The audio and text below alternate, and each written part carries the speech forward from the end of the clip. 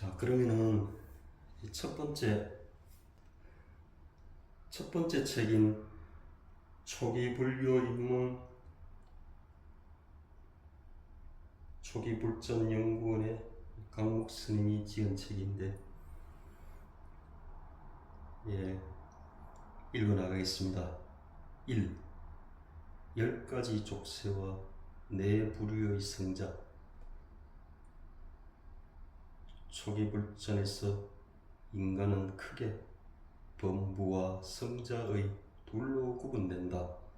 범부는 깨닫지 못한 사람이고 성자는 깨달은 사람이다. 성자는 다시 예류자, 일례자, 불환자, 아라한의 넷으로 분류된다. 예류자, 일례자, 불환자는 아직 공부 더 지어야 할 존재이므로 유학이라고 하고, 아라한은 모든 번뇌가 다 소멸되었기 때문에 더 이상 공부 지을 것이 없는 존재이므로 무학이라고 한다. 성자를 이렇게 분류하는 근거는 무엇인가? 부처님께서는 초기 불전의 여러 곳에서 10가지 족쇄를 말씀하셨으며, 이 10가지 족쇄를 얼마나 많이 풀었는가를 토대로 하여 성자들을 예류자 등의 넷으로 분류하고 계신다. 요 내용은 안구따라 니까에서 발제하시는가 봐요. 그러면은 자, 여기서 예류자는 수다원에 해당됩니다. 일례자는 사다함, 일례자는 한 번 온다 이 말입니다. 지금 우리가 사는 세상에 한 번만 더 온다 이 말입니다. 불환자는 이제는 오지 않는다. 그리고 아라한, 이렇게 됩니다. 그러면 10가지 족쇄 또 읽어 나가겠습니다. 1. 유신견, 고정불변하는 자 혹은 실체가 있다고 집착하는 가장 근본적인 삿된 견해, 오온을 자라고 생각하는 것, 오온을 가진 것이 자라고 생각하는 것, 오온이 자 안에 있다고 생각하는 것, 오온 안에 자가 있다고 생각하는 것 등 오온에 대해 20가지로 자아가 있다고 견해를 가지는 것. 자, 두 번째, 계율과 의례의식에 대한 집착을 계금치라 하죠. 형식적 계율과 의례의식을 지킴으로써 해탈할 수 있다고 집착하는 것.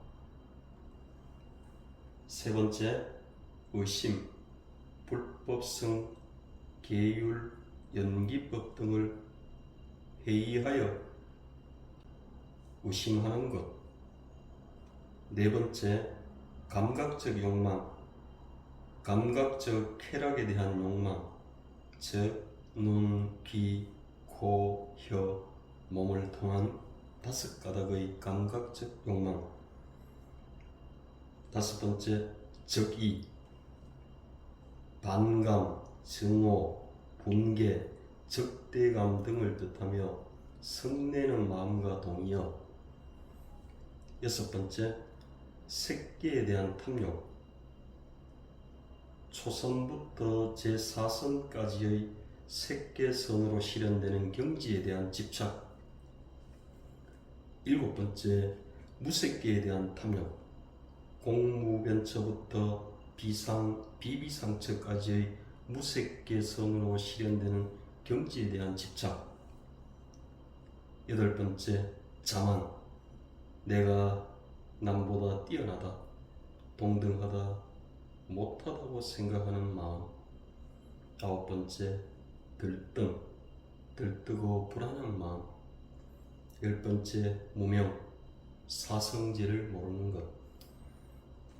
1에서 5까지는 욕계에서 생긴 무더기 등을 결박하기 때문에 낮은 단계의 족쇄, 하분결이라고 한다. 6에서 10까지 5은 색계와 무색계에서 생긴 무더기 등을 결박하기 때문에 높은 단계의 족쇄 상분결이라고 한다.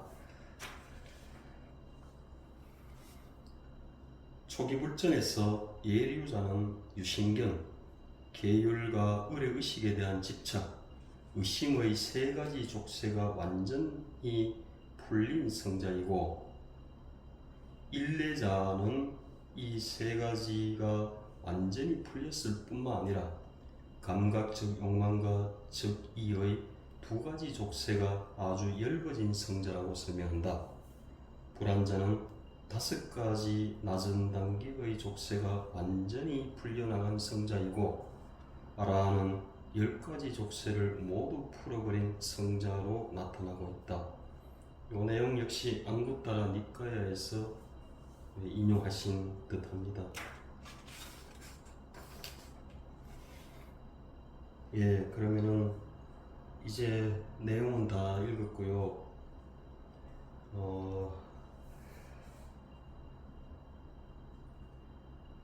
여러분의 이해를 돕기 위해서 제가 부연 설명을 조금 드리겠습니다. 1번부터 10번까지 상분결, 하분결, 그리고 1번에서 5번까지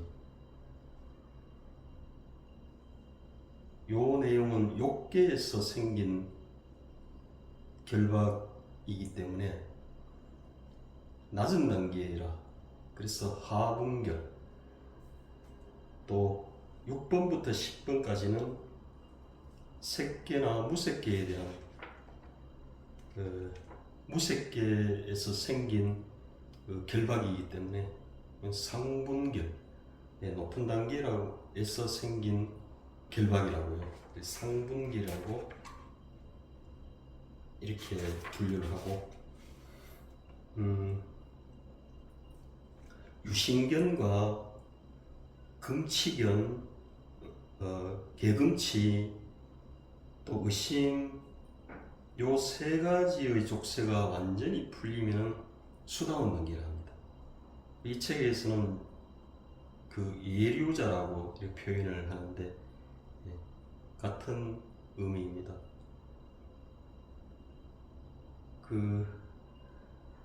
또 임유자라고 합니다. 흐름에 든 자.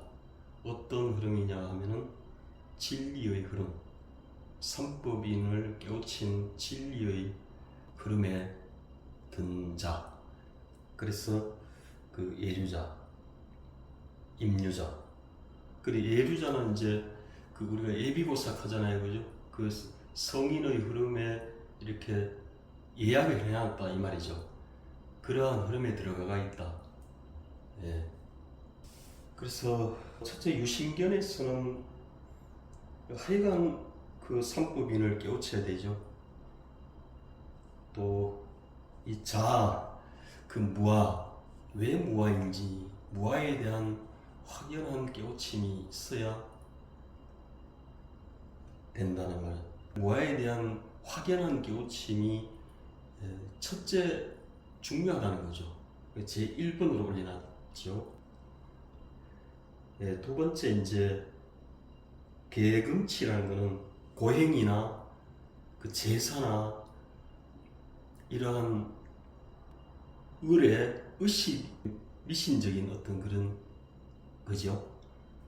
그러면 계금치, 취하지 말아야 할 것을 계율로 해놨는 그런 것을 계금치라 하죠. 세 번째는 의심.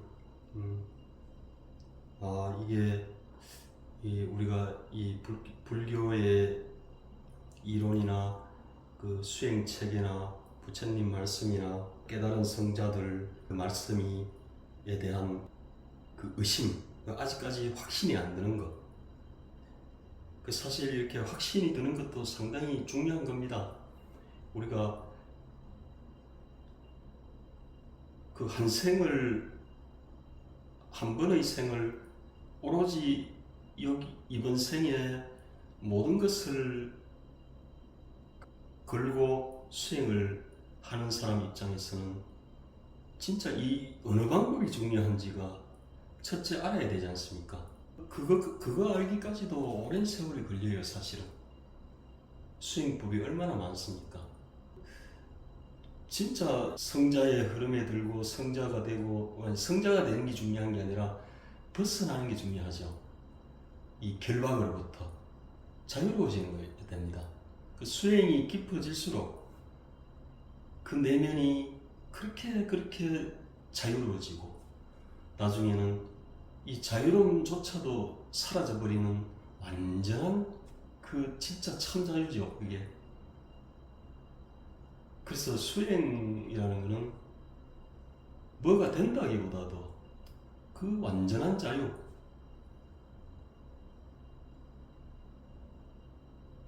그래서 그거 뭐 우리가 우리 안에 이미 갇혀져 있다 그런 얘기 많이 하지 않습니까? 그 말만 들어도 안 됩니다. 중요할 때는 아상이 나와갖고 자기를 쑥대밭으로 만들어버려요. 그래서 철저히 자기 안에서 공부를 해갖고 이거를 검증하고 두 번 다시 거기에 족쇄를 차지 않는, 네, 그거죠. 그래서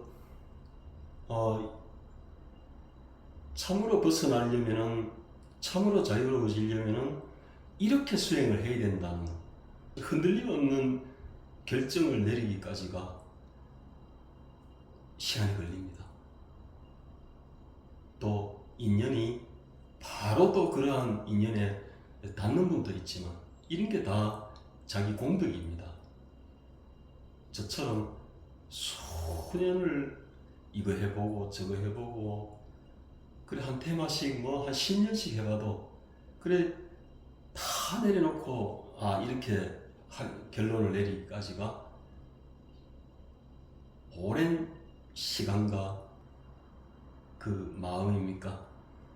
예, 그런 세월이 걸렸다는 거죠.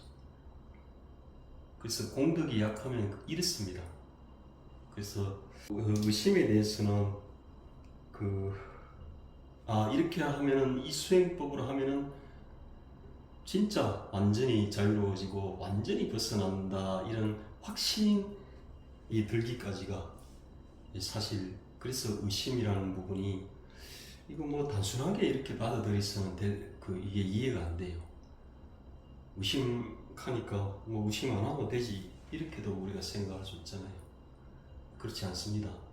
확신을 들어야 됩니다, 이게. 그래서 1번에서 3번까지의 족쇄가 완전히 풀리면은 수다원 단계가 됩니다. 사다함은 1번에서 3번까지는 완전히 풀렸고 4번, 5번, 즉 감각적 욕망하고 적이,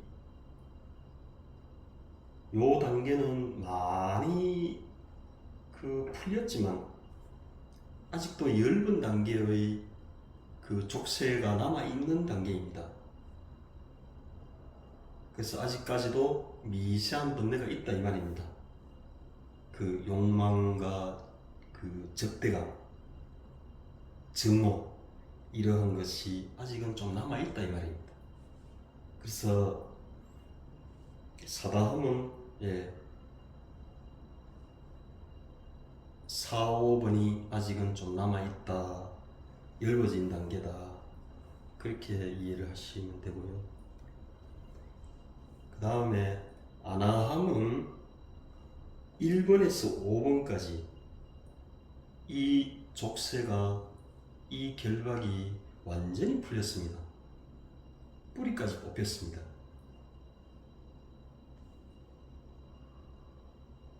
그래서 아나함의 단계에 들어가면은 성도 안 내고 그 감각적 욕망에 대한 이런 것이 전혀 미동도 안 하겠죠. 그 다음에